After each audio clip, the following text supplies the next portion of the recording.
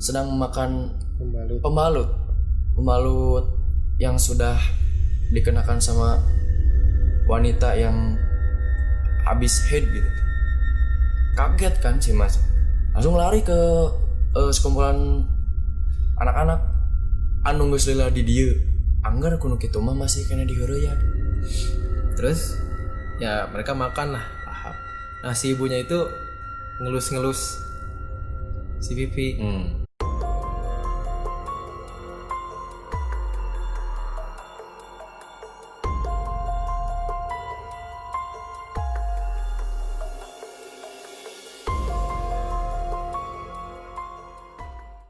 Assalamualaikum warahmatullahi wabarakatuh.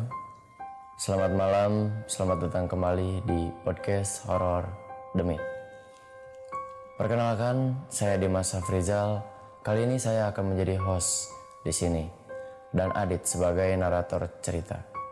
Buat kalian yang ingin membagikan cerita, silahkan bagikan di sini. Jangan lupa subscribe, like, komen, dan share sesuka kalian, agar kalian bisa membagikan cerita pada teman-teman atau saudara-saudara kalian.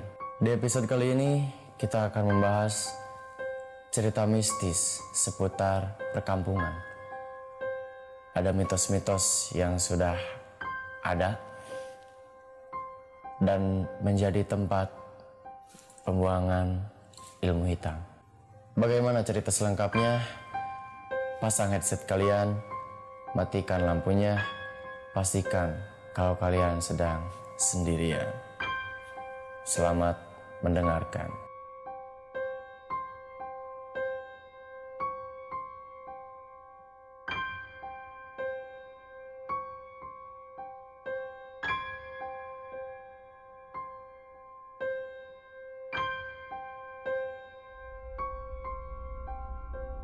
Selamat malam Mas Adit.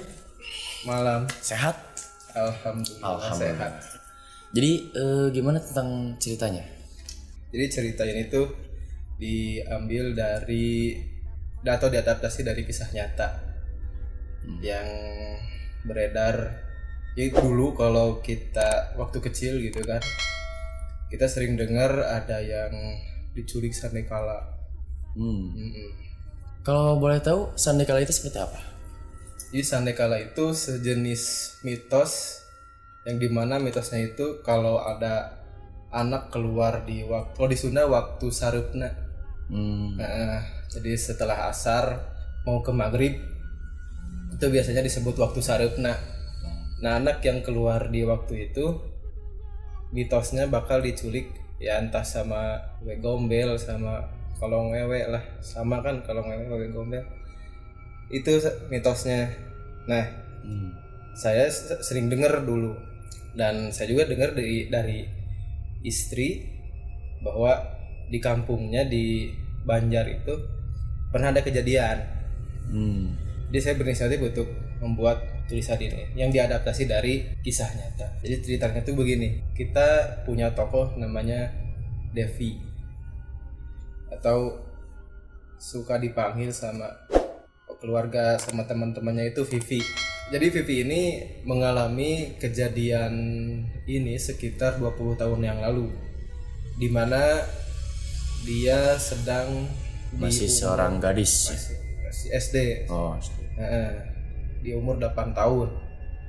Yang pengen cerita aslinya atau tripnya bisa di add bagi horor cuma satu di tengahnya atau podcast horor demi di Twitter kita di situ. Nah lanjut, yang pasti si Vivi ini waktu itu keingetan sebelum kejadiannya ini dia menerima hadiah sepeda baru dari ayahnya. Vivi ini bungsu. Dia waktu itu kakaknya sudah SMA, masuk kelas 2 SMA, namanya Ihsan. Yang kakak yang keduanya itu Ridwan, baru masuk ke SMP waktu dulu. Terus si Vivi ini dia tinggal di salah satu kota di Jawa Barat. Dia gak menyebutkan kotanya apa karena takutnya menyinggung pihak lain. Di kampungnya ini masih minim pencahayaan. Ya kan kita tahulah dulu perkampungan kan gitu ya. Minim pencahayaan, terus rumah jarang-jarang. Ya. Jadi kalau waktu sareupna atau waktu menjelang maghrib itu pasti udah agak gelap semua. Sepi juga. Sepi juga. Nah, si Vivi ini punya rumah gede, ciri khas kampung lah. Rumahnya besar-besar, depannya halamannya gede juga. Ada pohon mangga, ada pohon jambu. Nah, di belakang rumahnya ini itu kebun bambu atau hutan bambu luas gitu. Sebagai akses jalan ke lapangan tempat si Vivi main. Nah, biasanya si Vivi ini main sama, jadi di sana itu di kampungnya ini masih banyak anak-anak yang nggak umurnya nggak terpaut jauh, jadi bisa main bareng-bareng. Di sana ada Lutfi. Karakter Lutfi ini dia selalu membawa makanan. Ini biasanya orang yang paling dibully di geng. Tuh. Yang kedua ini ada Angga. Dia orang yang paling selengean. Kalau di Sunda ada namanya Jagger. Jaggerna si Angga. Ya, preman teh. Terus yang ketiga ini ada Rani. Orang yang pendiam, ya nggak banyak tingkah. Ini teman Vivi main. Kalau nggak sama teman-temannya yang lain, Vivi suka main sama Rani. Selalu berduaan. Nah, terus yang lain ada Iqbal sama Rizal. Ini dua kakak beradik yang lahir dari keluarga berada. Jadi mereka berenam itu suka bermain di rumahnya Iqbal sama Rizal. Dia berada karena ayahnya emang pemilik salah satu kebun di sana. Suatu hari kan si Lutfi ini suka membuat janjian ke sekolah teh. Sekedar ya kan sebelum masuk bel sekolah dia suka nanti main kelereng yuk. Merencanakan. Atau jadi berinisiatif gitu. Atau misalkan nanti kita main di mana atau apalah, dia selalu berinisiatif gitu. Singkat cerita si Lutfi ini mengajak teman-temannya yang lain karena ini satu sekolah. Mengajak teman-temannya yang lain untuk main sepulang sekolah. Ya sekolahnya pagi, pulang siang. Siang mereka pulang kan, terus mereka kumpul lah di lapangan. Yang dimana lapangan ini kan rumah Vivi, hutan bambu, lapangan. Dia menyeberangi hutan bambu. Area lapangan situ. Mereka main gobak sodor, dibagi dua kelompok, 3 orang. Nah, ada Vivi sama Iqbal dan Lutfi. Yang kelompok lain ada Rani, Rizal sama Angga. Nah, ya gitulah, main biasa main. Ya di sana si Vivi emang suka kalah soalnya di kelompok lawan ada si Angga yang gesit. Preman belut ya, Jagger belut. Terus istirahat tuh. Ya kalau anak-anak kan nggak hafal waktu ya. Itu main gobak sodornya sampai sore. Nggak tahu waktu. Sekitar 4:30 itu istirahat tuh mereka. Mampir ke warung yang ada pinggir lapang. Ya beli es lah. Gitu kan. Minum-minum. Minum-minuman es sirup. Di sana si Angga usul, kita main petak umpet. Si Vivi kan lihat di ufuk barat matahari udah mulai tenggelam, tapi ya sedang asik-asiknya itu tadi, jadi agak menghiraukan lah. Ya, ahkeun bae hayu we main petak umpet. Tapi ternyata petak umpet ini adalah petak umpet yang jadi petaka buat Vivi dan apalagi Rani. Ya singkat cerita Om Pipah lah ya. Petak umpet yang jadi penjaga itu yang pertama itu si Vivi. Si Pipi ini agak kesal soalnya dia nggak suka jadi penjaga, suka jadi kucing. Ya, dia tuh ya hitung lah. Yang lain sembunyi kan di balik, ada yang di balik pohon bambu. Kalau pohon bambu, kalau hutan bambu kan gede-gedenya, Ya. banyak celah tuh. Ada yang di mana, di semak-semak di mana. Nah, si Pipi ini nemuin semua temennya kecuali si Iqbal. Nah, ternyata si Iqbal ini jadi istilahnya pembela atau pemenang di game itu. Jadi nggak mungkin dia jadi penjaga yang selanjutnya, nggak mungkin kan. Si Iqbal yang jadi pembela. Singkat cerita dikocok lagi tuh pemilihannya. Ya, Vivi kan milih nomor lagi dari 1 sampai 5. Dia berharap Iqbal nggak kepilih, soalnya dia nggak mau kucing lagi, nggak mau jaga lagi. Dan bener yang kepilih itu si Lutfi. Nah, si Lutfi tutup mata. Nah, tutup mata dia hitung 1 sampai 50. Nah, semuanya mencar. Si Vivi sama Rina dia ngumpet di pohon bambu yang rimbun. Saya merinding. Udah agak lama si Vivi ini lihat ada ibunya nyamperin deh. Neng, ayo wih tos sareupna cenah. Masih sama Neng, ayo pulang. Udah waktu sore nih, udah menjelang maghrib. Ya. Nah, kata si Vivi jawab, "Kela mah, tapi kan iya amangna tacan beres." Diartikan, "Ntar mah, ini kan mainnya belum beres." Gitu. Nah, ibunya bilang, "Ayo gerak uwi," rada memaksa. "Ayo gerak uwi, ayo kita pulang. Bisi aya sandekala." Takut ada sandekala. Ya sandekala itu tadi mitos yang itu. Jadi berawal dari sini. Si Pipi nurut. Si ibunya kan narik tangan Pipi tuh sama tangannya Rani, tarik kan, ditarik, dibawa ke rumahnya Vivi. Si Pipi rada heran di sini, lihat di depan rumahnya kok pohon mangga sama pohon jambu nggak ada. Dia dengan polosnya nanya, "Mah, itu pohon mangga sama pohon jambu dituarnya, ditebang ya?" Nah, si ibunya itu bilang, "Iya, tadi sama bapak." Terus ya mereka masuk ke rumah, tengah rumah.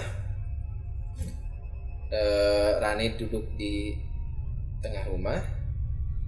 Nah, si Pipi ikut sama ibunya ke dapur karena si Pipi heran. Si Rani kenapa kok diajak? Si Pipi ini nanya ke ibunya, "Mah, kenapa kok itu si Rani diajak? Engke sepuna milarian. Ntar orang tuanya nyariin." Kata ibunya, kata mamanya, si Pipi tuh, "Engke si Rani mah dianterkeun. Ntar Rani dianterin." Ya udah, Vivi percaya aja, balik lagi tuh ke si Rani, kan? Nah, terus si Vivi teh mencium bau yang tidak enak, kayak bau kotoran gitu. Mabek pokoknya mah. Terus nanya kan ke si Rani, Ran ari ieu bau naon?" Si Rani kan jawab, bau naon dah, teu bau naon. Ya jadi ini bau apa? Si Rani jawab nggak bau apa-apa. Ya, gitu. Cuma si Vivi aja yang sadar. Yang sadar bau itu gitu. Iya bau aslina, ini mabok ya, kata si Pipi itu. Ini nyengat begini baunya. Rani tetap kekeh, nggak ada bau apa-apa kata. Nah, terus si bau itu melemah, tapi tetap kecium. Ibunya datang bawa 2 piring. Di situ tuh ada nasi, daging, sama sayur-sayuran. Si Pipi lihat tuh ada daging nih. Perasaan tadi siang nggak ada daging menunya, ya mungkin tadi kita nunggu lama tuh, pikir si Pipi tuh. si ibunya ini masih masak daging. Dia pikir ya wajar lah kalau lama. Terus ya mereka makan lah lahap. Nah si ibunya itu ya seperti biasa ngelus-ngelus si Vivi. Itu emang kebiasaan ibunya yang ya unik lah. Jadi ketika makan setiap Vivi makan ibunya selalu ngelus-ngelus gitu, ngelus-ngelus rambut entah punggung entah apa. Ya bukti kasih sayang lah. Nah si ibunya itu ngelus-ngelus. Terus si Vivi ini mendadak mual-mual. Gak enak gitu. Mual. Jalan yang paling deket ya keluar. Pas si Vivi mau keluar ditahan sama ibunya. Jadi jangan keluar, ya istirahat lah, jangan keluar gitu. Takut kenapa-napa. Tapi si Vivi nggak kuat. Dia tetap memaksakan keluar. Dia muntah di luar. Yang mengeluarkan isi semuanya gitu, semua isi perutnya. Terus si Vivi pusing. Seketika langsung pusing, sayup-sayup lihat ke kiri ada orang yang manggil-manggil. Vivi, itu Vivi. Vivi kaget. Ada si kakaknya si Ridwan nyamperin, meluk Vivi. Vivi heran kan, di belakangnya juga lihat ada Ihsan kakaknya sama ayahnya lari meluk Vivi. Kata ayahnya, alhamdulillah tos kapendak Vivi, tos kapendak. Ya alhamdulillah udah ketemu. Vivi heran nanya ke ayahnya, kapendak sahanu kapendak pak? Atau ketemu siapa yang udah ketemu pak? Ayahnya bilang Vivi yang udah ketemu. Nah, Vivi mah tadi ke di bumi. Vivi mah dari tadi di rumah. Ayahnya kaget. Vivi, coba lihat sekitaran kamu ini hutan bambu. Pasti Vivi agak-agak sadar, lihat sekeliling, benar hutan bambu. Dan di belakangnya itu yang tadinya rumah cuman gundukan tanah seukuran 2 kali orang dewasa. Bukan rumah lagi. Jadi langsung seketika berubah gitu. Jadi si Vivi bilang tadi tuh dia sama mamahnya sama ibunya ke rumah. Ayahnya tambah kaget. Di rumah gimana kamu belum pulang selama 2 hari? Ibu kamu itu katanya, ibu kamu itu lagi nangis di kamar karena kamu hilang 2 hari. Vivi dengar itu kaget. 2 hari, perasaan baru sejam ya. Kamu hilang 2 hari, kata ayahnya. Nah, terus di sana si Vivi lihat ada ayahnya Rani sama ibunya Rani nangis, seduh-seduh gitu. Vivi, Rani mana? Ya Vivi cuma bilang tadi Rani masih makan sama sosok yang menyerupai ibu Di suatu rumah. di rumah tadi masih ditemanin. Itu ya masih terpukul lah si ibunya si Rani itu. Ya singkat cerita si Vivi dibawa pulang, dia demam. Teman-temannya Lutfi, Angga dan lain-lain jenguk ke rumahnya dan cerita bahwa ketika petak umpet, Lutfi sama yang lain udah nyari ke semua sudut, ke setiap semak-semak, ke setiap sudut di hutan bambu, di lapang, itu nggak ada Vivi sama Rani. Nggak ada. Jadi dari situ si Lutfi sama yang lainnya lapor ke orang tuanya. Sejak 2 hari sebelum kejadian itu, sejak 2 hari sebelum ditemukan itu, lapor ke orang tuanya yang langsung dicari. Nah Vivi sampai saat ini masih terpukul dan sedih. Ternyata si Rani itu diketemukan seminggu setelah Vivi ditemukan dengan kondisi maaf tanpa busana dan tewas dan kondisinya tak bernyawa. Dia tergantung di atas pohon bambu. Vivi masih merasa terpukul di sini dan bersedih. Dan memang ternyata pesan di cerita ini sandekala itu bukan cuma mitos menurut saya, karena dalam keterangan di agama Islam pun menerangkan bahwa menganjurkan untuk menahan anak-anaknya di waktu maghrib karena jin ada yang berkeliaran. Mungkin nanti para sobat horor bisa ada yang lebih ngerti masalah ini. Nah, masalah perkampungan ini host kita punya cerita yang lain. Gimana ceritanya? Kita berganti posisi, oke? 1, 2, 3.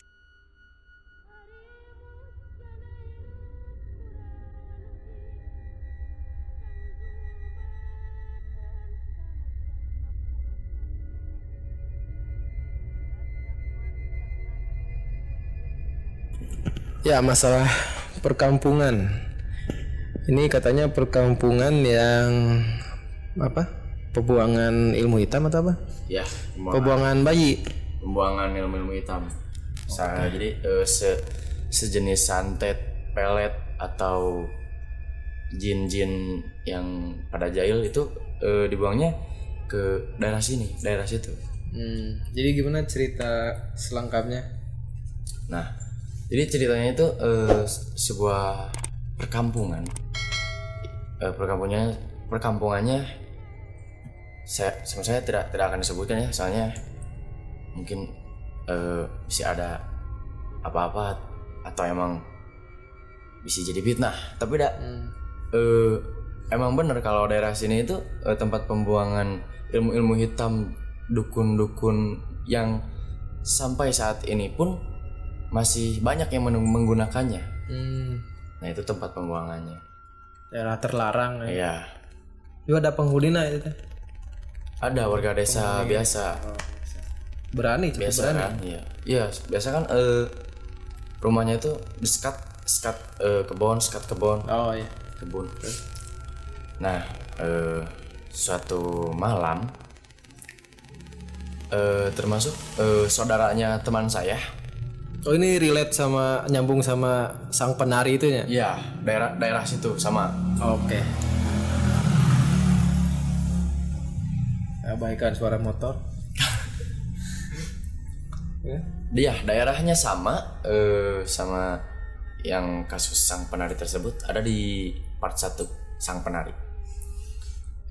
Nah, suatu waktu saudaranya teman saya itu Siapa namanya tuh?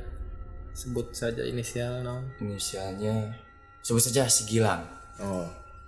Temannya itu tengah malam keliling-keliling biasa ngeronda, karena kebiasaannya juga ngeronda walaupun setiap malam. Nah, tengah malam salah satu temannya memanggil tukang mie yang lewat. Ada tukang mie, dia berhentiin langsung beli mie-nya. Beli, udah larut malam, lama ngobrol biasa. Gak lama dari situ, gak lama makanannya habis, langsung si mas tukang mie tek-teknya itu mau pulang. Kang, abdi wihulanya nyaris bilang seperti itu. Dia pulang, pas pulang itu kan ngelewat karena jalannya itu kecil, jalan kecil, bawahnya langsung sawah. Nah, jadi ini di kanan jajaran rumah, di kiri jajaran sawah. Nah, si tukang mie tek ini arahnya ke arah perkebunan yang belah sana. Soalnya katanya yang di situ, kebun di situ juga banyak sekali. Nah, pas ngelewat, si masnya kaget melihat kok ada ibu-ibu. Oh, ada ibu-ibu lagi ngapain nih tengah malam.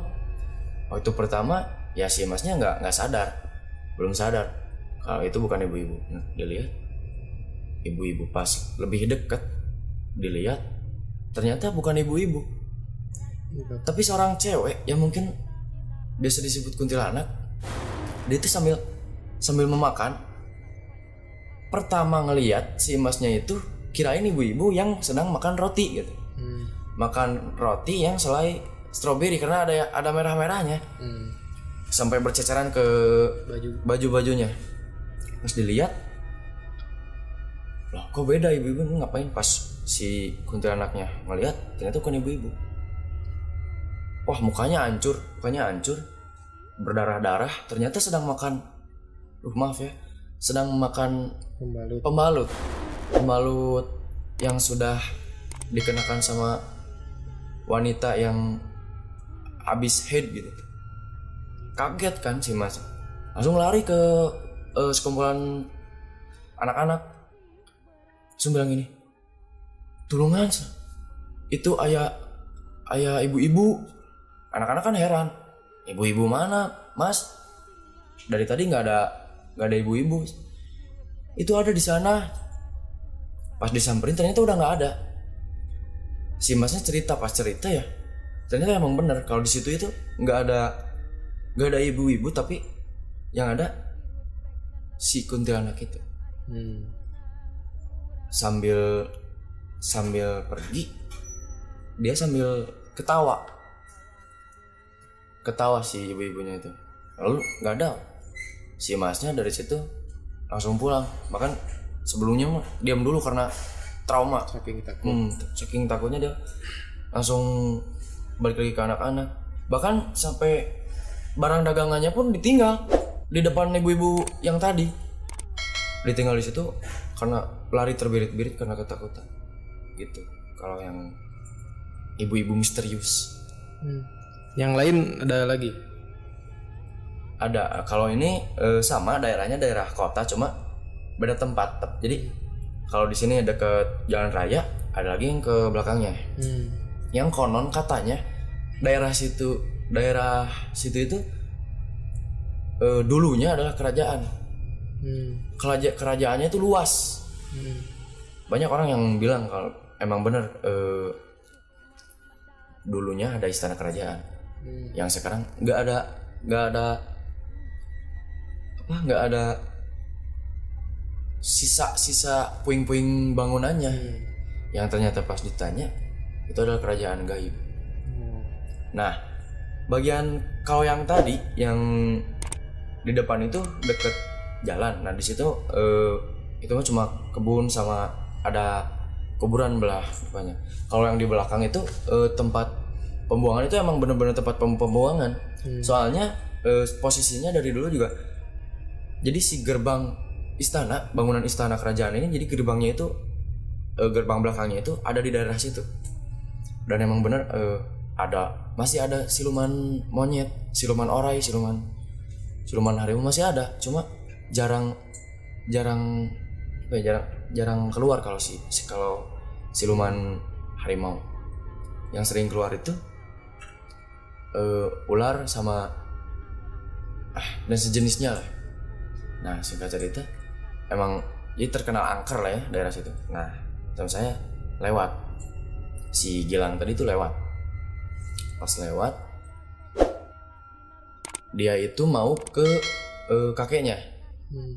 Udah sarupnya atau waktu itu udah mau menuju maghrib, udah maghrib. Sehabis adzan matahari mulai redup, dia pakai motor ngelewat ke perkebunan sama sawah daerah situ. Karena jalannya itu tengah-tengah sawah. Sini sawah, sini sawah. Cuma di sini ada kebun sedikit. Nah, pas ngelewat jembatan, ada jembatan kecil tuh. Ada nenek-nenek duduk. Nenek-nenek. Karena si Gilang ini sopan, dia menjalankan nyupir motornya itu pelan-pelan sambil bilang, "Punten, Bu." Atau, "Bu, permisi." Si Gilang ini lewat dan ngelihat ibu-ibu atau nenek-nenek. Dia sopan, lalu dia pelan-pelan sambil bilang, "Punten, permisi." Dan si ibunya itu bilang mangga, cuma suaranya itu nggak terlalu keras gitu, mangga. Udah aja lewat, pas dilihat di spion motor yang ternyata nggak ada nenek-nenek. Dan itu daerahnya jauh dari pemukiman, jadi kalau kita ngelewat ke situ itu nggak ada bangunan sama sekali, kecuali kebun sama sawah. Jadi kalau mau ke pemukiman itu agak jauh. Nah dari jembatan tersebut ngelihat lagi, ternyata nggak ada seorang pun di situ, cuma ada dia aja, teman saya aja. Pas dilihat ternyata bukan, dia langsung nyangka kalau yang tadi nenek-nenek itu bukan nenek-nenek sembarangan. Kadang jahil, kadang membuat ketakutan banyak orang yang ngeliat ke situ. Sampai ada salah satu warga yang bilang pakai bahasa Sunda, bilang nyata gini, urang oge anu geus lila di dieu anggar kuno kitu mah masih kena diheureuyan. Kan aneh, biasanya sifat yang seperti itu kan biasanya kalau jahil ya jahil, nggak ada apa-apa. Nah ini setiap hari sampai ke warga sekitar pun masih ngeganggu. Ternyata emang benar kalau pas nanya itu emang benar-benar tempat pembuangan. Jadi jinnya itu emang benar-benar bukan jin biasa. Ada yang sering dipelihara sama dipakai ilmu-ilmu hitam. Nah jadi maksudnya aku mah poin di sini itu yang terpentingnya ya kita jangan berani-beraninya pakai ilmu hitam, karena kalau kita pakai ilmu, sebenarnya ilmu itu putih suci ya, tapi sebagaimana penggunanya gitu yang jadi ilmu hitam. Nah begitulah, nanti cerita selanjutnya akan saya sambung lagi. Jadi teman-teman semuanya, kita berdua akan bercerita lagi. Silakan kirim ceritanya, barangkali ada cerita yang sangat mengerikan, silakan kirim di sini ya. Terima kasih.